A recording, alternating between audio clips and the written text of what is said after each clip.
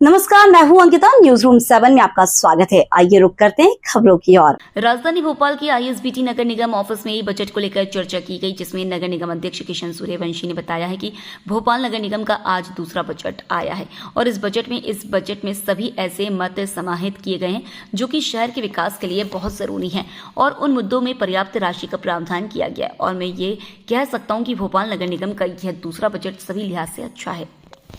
आज बजट आया है, किस तरह से? भोपाल नगर निगम का आज दूसरा बजट प्रस्तुत किया गया है।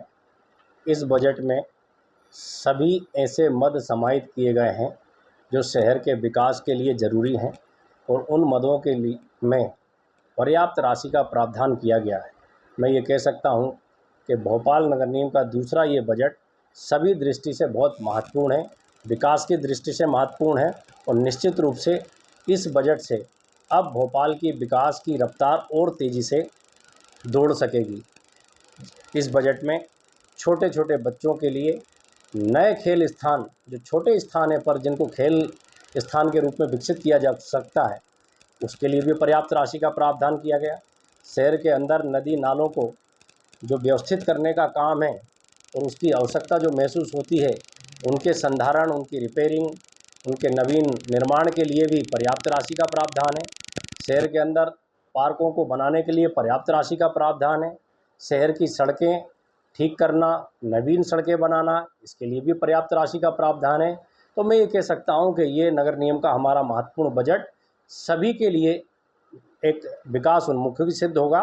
और ख़ास बात ये है कि भोपाल शहर के शहरवासियों पर और हमारे जो करदाता हैं उस पर एक भी नए पैसे का अतिरिक्त बोझ दिए बगैर जो हमारी आय है, जो रेवेन्यू इनकम है, जो राजस्व आय है, जो संपत्तियों से किराए से हमें आय प्राप्त होती है, नगर निगम को जो विभिन्न मदों से आय प्राप्त होती है, उनका बेहतर संतुलन, उनका बेहतर उपयोग करते हुए इस नगर निगम के बजट को बनाया गया है, जो सभी दृष्टि से बहुत महत्वपूर्ण है।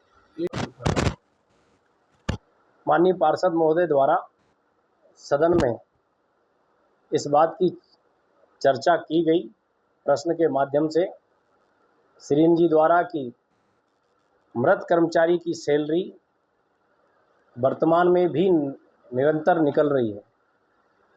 आयुक्त को आसंदी से इस बात के निर्देश दिए गए कि आप इसकी सूक्ष्मता से जांच कराएं कि अगर कोई कर्मचारी दिवंगत हो गए हैं तो उनकी सैलरी क्या वास्तविक में आज भी निकल रही है, और अगर निकल रही है तो निकाल कौन रहा है, उससे लाभान्वित कौन हो रहा है, और इस कृत्य को कौन कौन अपराधी अधिकारी मिलकर के कर रहे हैं और इस अपराध में कौन कौन अधिकारी शामिल हैं, उनके खिलाफ जांच करने के आदेश दिए हैं। फिलहाल न्यूज रूम 7 में इतना ही। और भी खबरें देखने के लिए हमारे चैनल को लाइक और सब्सक्राइब जरूर करें। धन्यवाद।